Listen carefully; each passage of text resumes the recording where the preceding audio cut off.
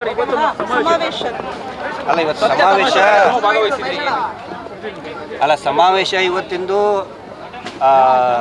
ದೌರ್ಜನ್ಯ ಧರ್ಮಸ್ಥಳ ದೌರ್ಜನ್ಯ ವಿರೋಧಿ ವೇದಿಕೆ ಕೇಳ್ತದ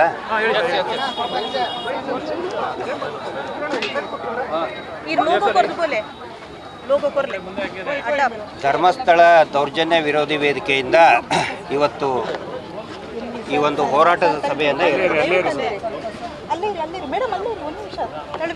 ಪ್ರಮುಖವಾಗಿ ಈ ಸಭೆಯಲ್ಲಿ ಈ ನಾಡಿನ ಎಲ್ಲ ಹಿತಚಿಂತಕರು, ಸಾಹಿತಿಗಳು, ದಲಿತ ಮುಖಂಡರು, ಕನ್ನಡ ಸಂಘಟನೆ ಮುಖಂಡರು ಭಾಗವಹಿಸಿದರು.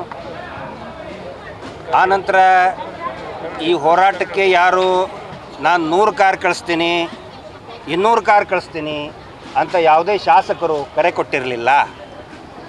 ಈ ಹೋರಾಟದಲ್ಲಿ ಬಂದಂಥವ್ರು ಎಲ್ಲರೂ ಕೂಡ ಜನಸಾಮಾನ್ಯರು, ಆಟೋ ರಿಕ್ಷಾ ಚಾಲಕ ಸಂಘದವರು ಬಂದಿದ್ದಾರೆ, ದುಡಿಯುವಂತಹ ಕಾರ್ಮಿಕರು ಬಂದಿದ್ದಾರೆ. ಕಾರ್ ಮಾಡಿಸಿ ಯಾರೂ ಬಂದಿಲ್ಲ. ನೀವು ನೋಡಿರ್ಬೋದು ಪ್ರಾರಂಭದಲ್ಲಿ ಎಷ್ಟು ಜನ ಇದ್ದರು.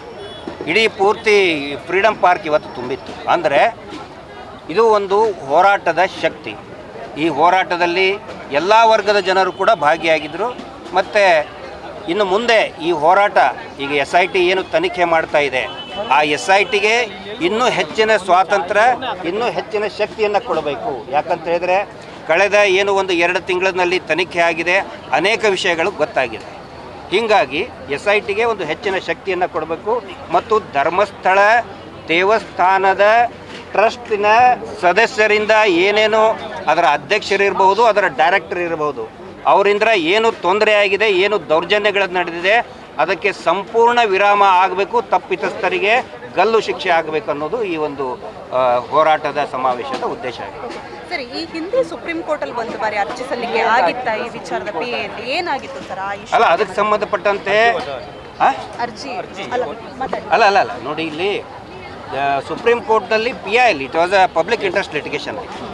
ಅದು ವಜಾ ಆಗಿದೆ. ಈಗ ಅಲ್ಲ ವಜಾ ಅಲ್ಲ, ವಿತ್ ಕಾರಣ ಕೇಳಿ ಅವರು ಡಿಸ್ಪೋಸ್ ಮಾಡಿದರು. 2 ಕಾರಣವನ್ನು ಅವರು ಕೊಟ್ಟಿದ್ದರು. ವಿಟ್ನೆಸ್ ಪ್ರೊಟೆಕ್ಷನ್ ಆ್ಯಕ್ಟಲ್ಲಿ ಕೊಡಬೇಕು, ಅವನಿಗೆ ವಿಟ್ನೆಸ್ ಪ್ರೊಟೆಕ್ಷನ್ ನೀವು ಕೊಡಬೇಕಾಗತ್ತೆ, ಮತ್ತು FIRನ ದಾಖಲೆ ಮಾಡಬೇಕು. ಬಟ್ ಅದು ಆ ಪರ್ಟಿಕ್ಯುಲರ್ ಆಗಿ ಏನು ಇಂಟೆನ್ಷನ್ನಿಂದ ಅದನ್ನು ವಜಾ ಮಾಡಿರುವಂಥದ್ದು ಸರ್? ಆ ಬಗ್ಗೆ ಅಲ್ಲ, ಅದಕ್ಕೆ ಸಂಬಂಧಪಟ್ಟಂಥ ಅಡ್ವೊಕೇಟ್ಗೆ ನೀವು ಮಾತಾಡಿ, ಹೇಳ್ತಾರೆ. I am not an advocate, ಅದರದ್ದು ಅಡ್ವೊಕೇಟ್ ನಾನಲ್ಲ. ಮುಂದಿನ ಹೋರಾಟ ಆಗಿರುತ್ತೆ. ಮುಂದೆ ನೋಡಿ, ಇಡೀ ರಾಜ್ಯ ಮತ್ತು ದೇಶದಲ್ಲಿ ವಿಶೇಷವಾಗಿ ಈ ಮೀಟರ್ ಬಡ್ಡಿ ದಂಧೆ ಏನು ನಡೀತಾ ಇದೆ ಮತ್ತು ಈ ಕೊಲೆಗಳು ಏನು ನಡೆದಿದ್ದಾವೆ. ಈಗ ಏನಾಗಿದೆ, ನಾನು ನಿಮಗೆ ಒಂದು ಚುಟುಕಾಗಿ ಹೇಳ್ತೀನಿ. ಒಂದು ಕೊಲೆ ನಡೀತದೆ, ಆಯಿತು, ಕೊಲೆ ನಡೀತು. ಆ ಕೊಲೆ ನಡೆಯೋದನ್ನು ಒಬ್ಬನ ನೋಡಿದ ಅವನು ನೋಡಿದವನು ಏನು ಮಾಡ್ತಾನೆ ಹೇಳಿ, ಪೊಲೀಸ್ ಸ್ಟೇಷನ್ಗೆ ಹೋಗಿ ದೂರು ಕೊಡ್ತಾನೆ. ಈಗ ಏನಾಗಿದೆ, ನೀನು ಯಾಕೆ ನೋಡಿದೆ, ಅದೇ ಷಡ್ಯಂತ್ರ. ನೀನು ಯಾಕೆ ಪೊಲೀಸ್ ಸ್ಟೇಷನ್ ಕಂಪ್ಲೇಂಟ್ ಕೊಟ್ಟೆ, ಅದೇ ಷಡ್ಯಂತ್ರ. ಕೊಲೆ ಯಾರು ಮಾಡಿದ ಅವನ ಬಗ್ಗೆ ಯಾರು ಈ ದೊಡ್ಡವರು ಯಾರೂ ಮಾತಾಡ್ತಾ ಇಲ್ಲ, ರಾಜಕೀಯ ಪಕ್ಷದವರು ಮಾತಾಡ್ತಾ ಇಲ್ಲ. ಇಲ್ಲಿ ಮುಖ್ಯ ಆಗಬೇಕಾಗಿರುತ್ತೆ ಯಾವುದು, ಕೊಲೆ ಆಗಿದೆ ತಾನೇ, ಯಾರು ಕೊಲೆ ಮಾಡಿದ ಅವನು ಹಿಡಿಬೇಕು ತಾನೇ. ನೀನು ಕೊಲೆ ಮಾಡಿದ್ದು ಯಾಕೆ ನೋಡಿದೆ, ನೀನು ಯಾಕೆ ಕಂಪ್ಲೇಂಟ್ ಕೊಟ್ಟೆ, ಅದೇ ಷಡ್ಯಂತ್ರ. ಅದು ಆಗ್ತಾ ಇದೆ, ಅದು ಆಗಬಾರ್ದು.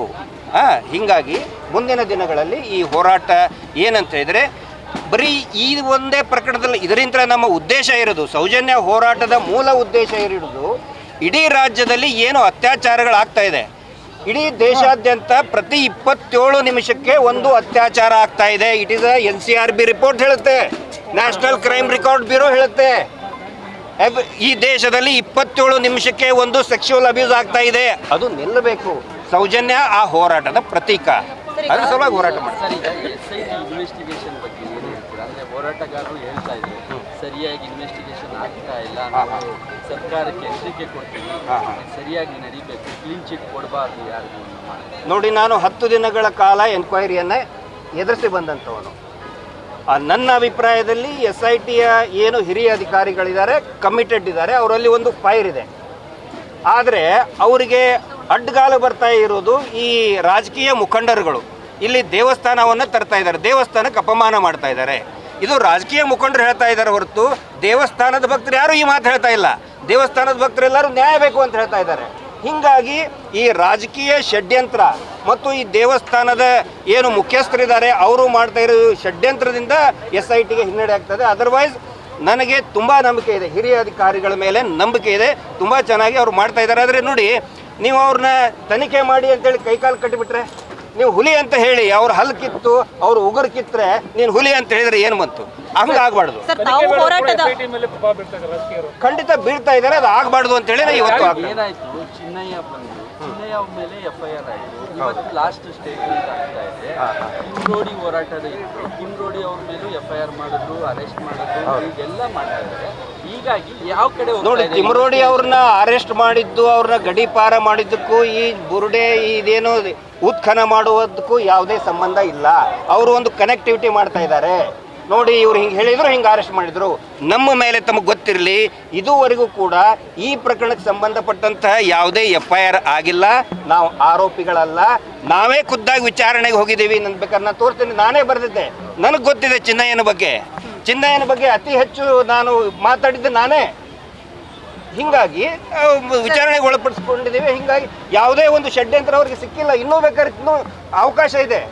ನಾನು ತಮ್ಮ ಮೂಲಕ ನಾನು ಸರ್ಕಾರಕ್ಕೆ ವಿನಂತಿ ಮಾಡೋದು, ದಯವಿಟ್ಟು ಗಿರೀಶ್ ಮಟ್ಟಣ್ಣವರಾಗಲಿ, ಮಹೇಶ್ ಶೆಟ್ಟಿ ತಿಮರೋಡಿಯವರಾಗಲಿ, ಯಾವುದೇ ಸೌಜನ್ಯ ಹೋರಾಟಗಾರರು ಒಂದೇ ಒಂದು ರೂಪಾಯಿ ಏನಾದರೂ ಫಾರಿನ್ ಫಂಡು, ಸ್ಟೇಟ್ನಲ್ಲಿರೋ ಫಂಡು, ದೇವಸ್ಥಾನ ಹಾಳು ಮಾಡೋದಕ್ಕೆ ಏನಾದರೂ ತೊಗೊಂಡಿದ್ರೆ ದಯವಿಟ್ಟು ಅನೌನ್ಸ್ ಮಾಡಿ ಅಂತ ಕೇಳ್ತಾ ಇದ್ದೀವಿ ನಾವು.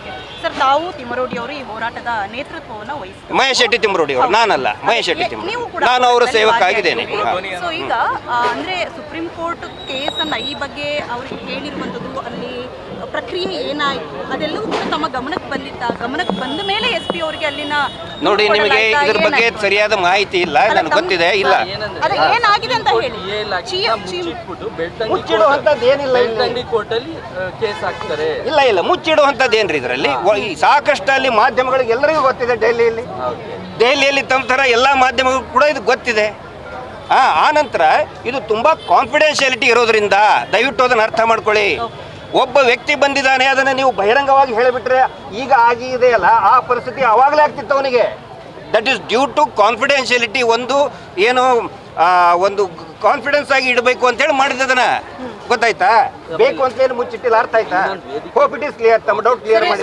ಸರ್, ಅಲ್ಲಿ ಪ್ರೈವೇಟ್ ಇಂಟ್ರೆಸ್ಟ್ ಅಂತ ಬಂತ ಸರ್, ಅಲ್ಲಿ ಪ್ರೈವೇಟ್ ಇಂಟ್ರೆಸ್ಟ್ ಅಂತ ಏನಾದರೂ ಹೇಳಿದ್ರ? ಪ್ರೈವೇಟ್ ಅಲ್ರಿ, ಇಟ್ ಇಸ್ PIL ಅಂದ್ರೆ it is not private interest litigation. ಅಲ್ಲಿ ಸುಪ್ರೀಂ ಕೋರ್ಟ್ ಅಲ್ಲಿ ಹೇಳಿದ್ರ ಸರ್, ಅಭಿಪ್ರಾಯ ಇದರಲ್ಲಿ ಯಾವುದು ಸಾರ್ವಜನಿಕ? ನೋಡಿ, ಅದರಲ್ಲಿ ನಿಮ್ಮ ಅಡ್ವೊಕೇಟ್ ಅದ್ರ ಬಗ್ಗೆ ಏನೋ ಮಾಹಿತಿಯನ್ನ ಕೊಡ್ತಾರೆ. That is a public interest litigation, ಅದು ನಾಟ್ ಅ ಪ್ರೈವೇಟ್ ಇಂಟ್ರೆಸ್ಟ್. ಅದನ್ನ ಸುಪ್ರೀಂ ಕೋರ್ಟ್ ಹೇಳ್ತು. ಹ್ಯೂಮನ್ ಟ್ರಾಫಿಕಿಂಗ್ ಆಗ್ತಾ ಇದೆ. ಹೌದು. ಏನು ಯಾವ ತರ ಆಗ್ತಾ ಇದೆ, ಏನು ಹೆಂಗೆ? ಇದು ಮುಂಚಿನ ಕೂಡ ಒಳಗಡೆ ಎಲ್ಲರಿಗೂ ಕೂಡ ಗೊತ್ತಿದ್ದಂಥ ವಿಷಯ. ಯಾಕಂತ ಹೇಳಿದ್ರೆ, ಇಲ್ಲಿ ಮಹಾಬಳ ಶೆಟ್ಟಿ ಅನ್ನುವಂತಹ ಒಬ್ಬ ಡಾಕ್ಟ್ರು, ಮಹಾಬಳ ಶೆಟ್ಟಿ ಅನ್ನುವಂಥ ಪ್ರೈವೇಟ್ KS ಹೆಗಡೆ ಮೆಡಿಕಲ್ ಇನ್ಸ್ಟಿಟ್ಯೂಟ್ದು ಅವರು ಡಾಕ್ಟ್ರು, ಪ್ರೈವೇಟ್ ಡಾಕ್ಟ್ರು. ಅವ್ರು ಹೇಳ್ತಾರೆ, ತಕ್ಷಣಕ್ಕೆ ಬಂದು ಹೇಳ್ತಾರೆ, ನಾನೇ 60-70 ಪೋಸ್ಟ್ ಮಾರ್ಟಮ್ ಮಾಡಿದ್ದೀನಿ. So what is the meaning? ಒಬ್ಬ ಪ್ರೈವೇಟ್ ಡಾಕ್ಟರ್ ಅಲ್ಲಿ ಯಾಕೆ ಬರ್ತಾರೆ? ವಾಟ್ ಬಿಸ್ನೆಸ್ ಈ ಹ್ಯಾಸ್ ದೇರ್? ಹಿಂಗಾಗಿ ಆನಂತರ ಇದ್ರ ಬಗ್ಗೆ ಈ ಬಾಯಿ ಮಾತಿಂದ್ರೆ ಅನೇಕ ಸಮಸ್ಯೆಗಳು ಬಂತು. ಆದರೆ ನೋಡಿ, ಅಯ್ಯಪ್ಪ ಅನ್ನೋರು ಕೂಡ ಆಸ್ಪತ್ರೆಗೆ ಹೋಗಿದ್ರು ಅಂತ ಅವರು ಹೇಳ್ತಾ ಇದ್ದಾರೆ. ಎಲ್ಲಿ ಇದರಿಂದ ಆನಂತರ ಇನ್ನೊಬ್ಬ ಬಸವಣ್ಣಪ್ಪ ಅಂತ ಮೋಸ್ಟ್ಲಿ ಬಂದಿರಬೇಕಿಲ್ಲ, ದಯವಿಟ್ಟು ಅವ್ರ ಜೊತೆಗೂ ಮಾತಾಡಿ. Missing from hospital, Ghataprabha hospital Belgaum. ಅವರು ಮಕ್ಕಳು ಹೋಗ್ತಾರೆ ಎಲ್ಲಿ ಆಸ್ಪತ್ರೆಗೆ, ನಮ್ಮ ಅಪ್ಪ ಎಲ್ಲಿ ಅಂತ ಹೇಳಿದ್ರೆ ಧರ್ಮಸ್ಥಳದವ್ರು ಕರ್ಕೊಂಡು ಹೋದ್ರು, ಮಿಸ್ಸಿಂಗು. ಆ ನಂತರ ಹೇಳ್ತಾರೆ ಧರ್ಮಸ್ಥಳದಲ್ಲಿ ಹೌದು ಕರ್ಕೊಂಡು ಹೋಗಿದ್ವಿ, ಅಲ್ಲಿಂದ ಮಿಸ್ಸಿಂಗು. ಸೊ ಏನಾಗ್ತಾ ಇದೆ ಇಲ್ಲಿ? ಸೊ ಒಂದು ಸಂಶಯನ ನಾನು ವ್ಯಕ್ತಪಡಿಸಿದ್ದೇನೆ. ಅದ್ರ ಬಗ್ಗೆ SIT ಅವರು ಕೂಡ ಗಮನ ಹರಿಸ್ತಾ ಇದ್ದಾರೆ ಅಂತ ಅಂದ್ಕೊಂಡಿದ್ದೀನಿ. ಸೊ ಆ ನಿಟ್ಟಿನಲ್ಲಿ ತನಿಖೆ ಆಗಲಿ ಸರ್. ನಮ್ಗೆ ಗೊತ್ತಾಯ್ತು ನಿಮ್ಮ ಆರ್ ಕನ್ನಡದವ್ರು ಏನು ಪ್ರಶ್ನೆ ಕೇಳ್ತಾ ಇದ್ದೀರಿ, ಅದು ನನಗೆ ಗೊತ್ತು. ನಾನು ನಿಮ್ಮನ್ನು ತುಂಬಾ ಕ್ಲೀನ್ ಆಗಿ ಕೇಳ್ತಾ ಇದ್ದೀನಿ ಸರ್. ಯಾಕೆ ನೀವು ಬ್ರ್ಯಾಂಡ್ ಮಾಡಿಲ್ವಾ? ಬುರುಡೆ ಗ್ಯಾಂಗ್ ನಾನು ಮಾಡ್ತಿಲ್ಲ ಸರ್, ನಾನು ಮಾಡ್ತಿಲ್ಲ. ಬುರುಡೆ ಗ್ಯಾಂಗ್ ಅಂತ ಯಾಕೆ? ಅದು ಬ್ರ್ಯಾಂಡ್ ಅಲ್ವಾ? ಮಾಡ್ತಿಲ್ಲ. ಮತ್ತೆ ನಾನು ನಿಮ್ಮನ್ನ ಪ್ರಶ್ನೆ ಕೇಳ್ತಾ ಇದ್ದೀನಿ ಅಂದಾಗ ಅದು ಬ್ರ್ಯಾಂಡ್ ಮಾಡೋದು ಬಿಡಿ ನೀವು. ಬ್ರ್ಯಾಂಡ್ ಕೇಳಿ, ನಿಮ್ಮನ್ನು ಕೇಳ್ತಿರೋದು ಬೇರೆ ರೀತಿಯ ವ್ಯಾಖ್ಯಾನ ಅಲ್ಲ. ನಾನು ಬ್ರ್ಯಾಂಡ್ ಸರ್, ಬೇರೆ ರೀತಿಯ ರೆಸ್ಪೆಕ್ಟ್ ಕೊಡ್ತೀನಿ. ಬೇರೆ ರೀತಿಯಲ್ಲಿ ವ್ಯಾಖ್ಯಾನ ಮಾಡ್ತಿದ್ದಾರೆ. ಮುಚ್ಚಿಟ್ಟಿರುವಂತ ಹುನ್ನಾರ ಅಂತ ಹೇಳ್ತಿದ್ದಾರೆ. ಆಲ್ರೆಡಿ ನಾನು ಹೇಳಿದ್ನಲ್ಲ. ಅಲ್ಲ ಸರ್, ಈಗ ಒಬ್ಬ ವ್ಯಕ್ತಿ ಅಲ್ಲಿ ಧರ್ಮಸ್ಥಳ ಅಂದ್ಕೊಳ್ಳೇನೆ ಹೆದರಿ ಬಿಡ್ತಾರೆ. ಅಂತ ವ್ಯಕ್ತಿನ ನಾವು ಮೀಡಿಯಾ ಮುಂದೆ ತೋರಿಸುದಾ? ಜೀವಂತ ಇರ್ತಾನ ಅವನು? ರಹಸ್ಯವಾಗಿ ಯಾಕೆ ಇಟ್ಕೊಂಡಿದ್ದು ಅಂತ. ಪರ್ಮನೆಂಟ್ ಆಗಿ ಏನು ರಹಸ್ಯ ಇಟ್ಕೊಳ್ಳಿಲ್ಲ. ಸೊ ಆ ಕಾರಣಕ್ಕೆ ಜೀವ ಭಯ ಇತ್ತು. ಜೀವ ಭಯ ಇರೋದಕ್ಕೆ ಹೇಳಿಲ್ಲ ಇಷ್ಟೇ. That's very simple. ಆಯ್ತು, thank you sir. Thank you. ಬನ್ನಿ ನಾವು ಇದೀವಿ, ಬನ್ನಿ ಇಲ್ಲಿ ನಾವು ಪ್ರಶ್ನೆ ಕೇಳೋದು. ಕ್ಷಣ ಕ್ಷಣದ ಸುದ್ದಿಗಳಿಗಾಗಿ ಫ್ರೀಡಂ ಟಿವಿ ಸಬ್ಸ್ಕ್ರೈಬ್ ಮಾಡಿ, ಲೈಕ್ ಮಾಡಿ ಹಾಗೂ ಫಾಲೋ ಮಾಡಿ. ಹೊಸ ಸುದ್ದಿಗಳ ನೋಟಿಫಿಕೇಶನ್ಗಾಗಿ ಬೆಲ್ ಐಕಾನ್ ಮೇಲೆ ಕ್ಲಿಕ್ ಮಾಡಿ.